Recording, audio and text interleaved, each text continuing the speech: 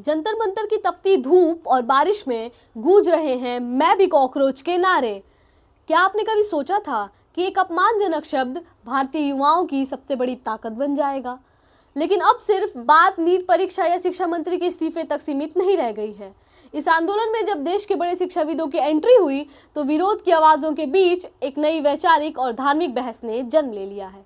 क्या ये आंदोलन अपने मूल रास्तों से भटक रहा है या फिर ये भारतीय लोकतंत्र की एक गहरी लड़ाई का संकेत है?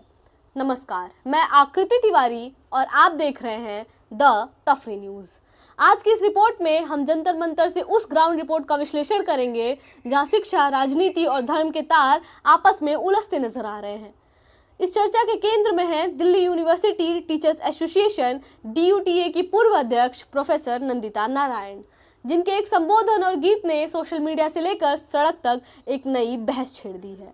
पिछले कुछ दिनों से जंतर मंतर पर छात्रों का हौसला बढ़ाने पहुंची प्रोफेसर नंदिता नारायण इस छात्र आंदोलन को एक नई वैचारिक धार देने की कोशिश कर रही हैं।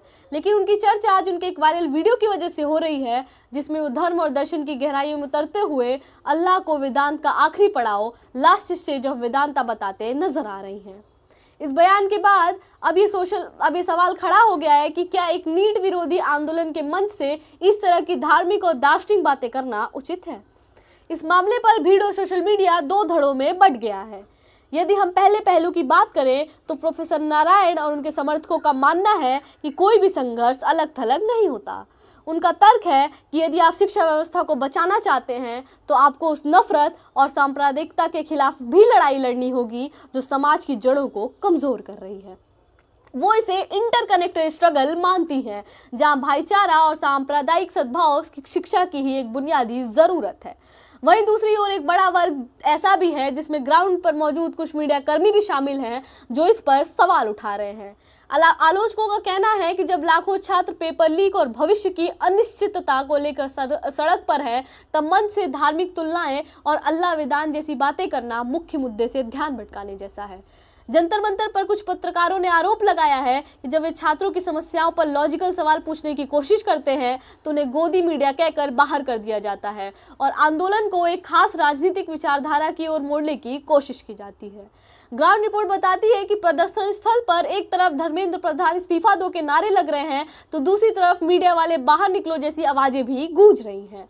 CJP के प्रवक्ता आशुतोष रंका ने हालांकि स्थिति को संभालने की कोशिश की, लेकिन भीड़ के बीच पत्रकारों के साथ धक्का मुक्की और गो बैक के नारों से ये साफ कर दिया गया है कि मीडिया के प्रति अविश्वास अब इस आंदोलन का एक स्थायी हिस्सा हो चुका है। निष्पक्ष रूप से देखा जाए तो CJP यानी कॉकरोच जनता पार्टी अब केवल एक मीम या डिजिटल आंदोलन नहीं रह गया है। प्रोफेसर नारायण जैसे बुद्धिजीवियों का मानना है कि वर्तमान शिक्षा व्यवस्था को जानबूझकर खत्म किया जा रहा है ताकि निजी विश्वविद्यालयों का फायदा होता रहे। उनका आरोप है कि पूरा तंत्र ऊपर से करप्ट हो चुका है और NTA जैसी संस्थाएं उनका भविष्य बर्बाद कर रही हैं।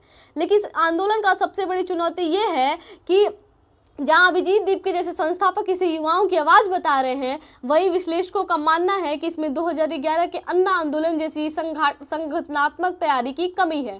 क्या 20 जुलाई को होने वाला संसद मार्च इस आंदोलन को वो ठोस परिणाम दे पाएगा जिसकी मांग सोनम वांगचुक जैसे एक्टिविस्ट अपनी भूख हड़ताल के जरिए कर रहे हैं? जंतर मंतर की ये तस्वीरें बता रही हैं कि देश का युवा जाग तो चुका है, लेकिन वैचारिक मतभेदों और धार्मिक बहसों के बीच उसके वास्तविक मुद्दे कहीं दब ना जाए।